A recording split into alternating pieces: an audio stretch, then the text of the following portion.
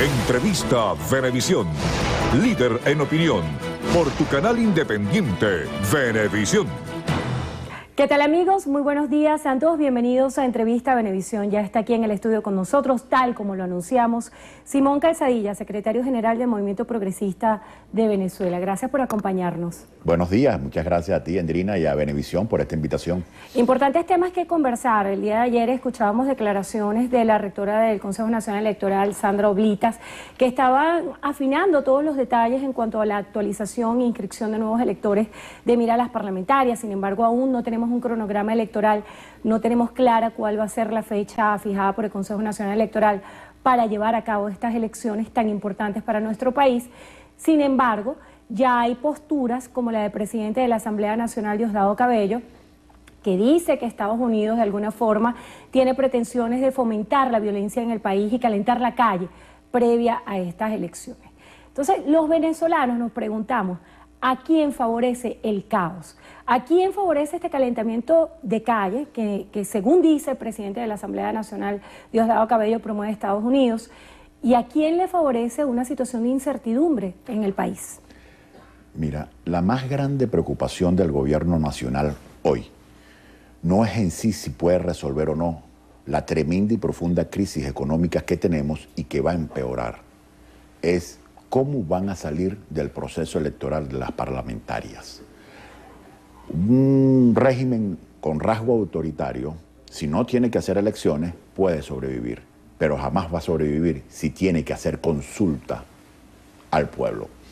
Y ellos tienen una gran indefinición, no solamente en las medidas económicas, sino cuándo es el momento para hacer el proceso electoral y qué podemos hacer para no salir tan mal. Y ellos están ahorita deshojando la margarita, si es diciembre, si es octubre, si es septiembre, si es más cerca, si es más lejos. Yo tengo la percepción que ante su convicción, que ellos sí saben esto va a empeorar, van a intentar de adelantarla lo mayor posible. Y están trabajando esos escenarios.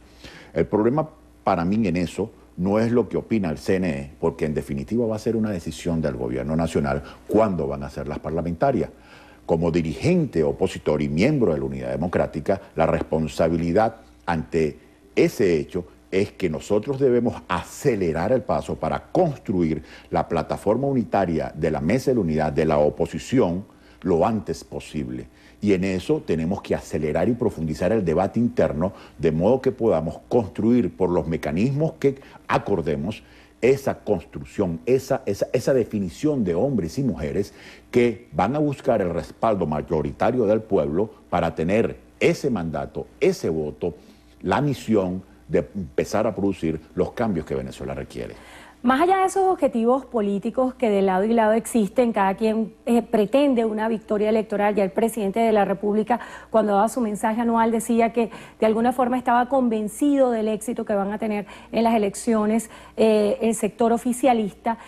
Yo quisiera ver de parte de la oposición cuáles son las expectativas, porque usted hace un señalamiento importante. Usted dice, al gobierno le preocupa más lo político en cuanto a la intención de voto de los venezolanos que resolver la crisis. Pero a la oposición, ¿qué es lo que le interesa más? ¿Que se resuelva la crisis económica en la que está inmersa el país o que ésta se prolongue para obtener un mejor resultado electoral? Si a nosotros nos hubiese interesado que se profundizara la crisis económica, no tuviésemos 6, 7 años recomendándole al gobierno que cambie, diciéndole al gobierno tienes que cambiar el modelo cambiario que está haciendo daño, tienes que dejar de expropiar irresponsablemente, tienes que dejar de atacar al sector privado, tienes que poner preso a los corruptos, tienes que tomar medidas para corregir aquí y allá. Mira, está pasando este problema con la salud, el desbordamiento de la inseguridad, ¿no? El robo, el atraco, la extorsión que se incrementa y que queda solapado ante la profundidad de la crisis, pero que es de una magnitud ya insostenible y angustiante. Venimos diciendo sostenidamente, haciendo propuestas, haciendo planteamientos, casi que con desesperación ante la tremenda crisis que nos afecta a todos. A nadie le conviene que esto termine en un desastre. Miren, una conmoción social no la produce un conspirador en el extranjero, un partido o un liderazgo aquí a lo interno.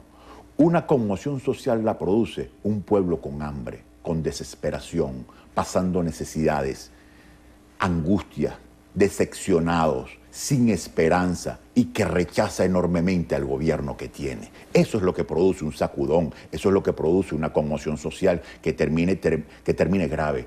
Y mi angustia es que esas características se están configurando. Nuestro deseo y nuestro anhelo responsable es presentar una opción seria al país que podemos asumir mayorías y control de instituciones importantes del país para empezar a corregir las desviaciones que nos han llevado hasta aquí. Esa es nuestra angustia y nuestra misión responsable, que tenemos que presentar esa plataforma lo antes posible, porque este país tiene que tener una salida democrática. La salida aquí tiene que ser el ejercicio de la participación consciente del pueblo con su voto, diciendo esto tiene que cambiar. Cuando hace referencia a la participación consciente, se está apelando al voto racional más que emocional.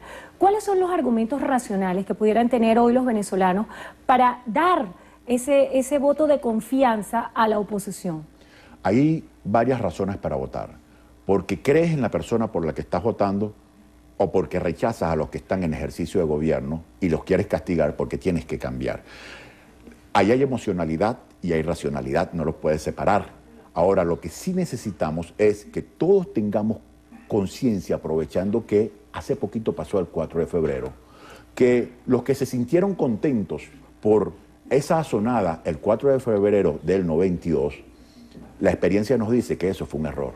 Los que se sintieron contentos porque hubo un golpe en el año 2002, la experiencia nos dice que eso fue un error. Y todo el que pueda estar pensando que la solución a esta grave crisis es un Mesías o un grupo que dé una sonada, créame que está igualmente equivocado. La gran solución para nuestro país perdurable, que pueda ser el comienzo de una Venezuela diferente, es un pueblo consciente de su camino y participando en la construcción de ese camino a través del ejercicio soberano del voto y la participación que nos dan los mecanismos constitucionales. En la medida que no sea el Mesías, que no sea el grupito, sino todo un pueblo consciente, este país no podrá ser engañado por farsantes. Este país podrá ir en otra dirección. Y a nosotros nos toca, ante la mentira, plantear cuál es la verdad y hacia dónde debemos ir. Esta es una lucha casi que épica, civilización versus barbarie, si lo vemos desde el punto de vista semántico, ¿no? Porque unos hablan de la mentira, la verdad, no sabemos qué es lo que está en el medio. Y quisiera conocer su impresión, sobre todo de términos como los que ha utilizado el Ejecutivo Nacional durante todo este tiempo, la llamada guerra económica, a la cual el dirigente de la organización que usted representa, Henry Falcón, ha dicho que no hay una guerra económica, sino que hay una improvisación. ¿Qué es lo que está pasando en materia económica que los venezolanos están sintiendo? ¿Es una guerra económica real o es producto de una improvisación? Lo que hemos visto desde el año 2007 es una guerra que ha iniciado el gobierno contra el sector productivo y económico nacional. Una guerra desmedida contra la oposición, una guerra contra sus propios aliados si llegaban o llegan a tener una opinión diferente. Es una guerra contra todo que no se enmarque en el modelo único que planteó el presidente Chávez el 16 de diciembre del 2006, unos días después que ganó las elecciones. La guerra de un Estado que pretende ser hegemónico contra una sociedad, y es eso lo que nos tiene hoy así. ¿A quién expropiaron? ¿Ustedes recuerdan esas haciendas, esos atos de Cojedes, de Bolívar, de otras tierras que tenían más de 100 años, que sumaban más de 300, 400 mil reses? ¿A dónde están esos atos? ¿Qué pasó con esos atos expropiados por el llamado equivocadamente socialismo? Bueno, no queda nada. Se parecen al centro comercial, que iba a ser centro comercial del sistema Sanvil de la Candelaria, que lo expropiaron una vez que le dieron todos sus permisos y lo autorizaron, una vez que estaba listo. ¿Y qué es? Bueno, así está el sistema productivo de empresas, de Actos. Agroisleña, que era una empresa modelo que abastecía el 30%, la expropiaron. ¿Y qué es ahorita eso? Agropatria, eso no sirve para nada.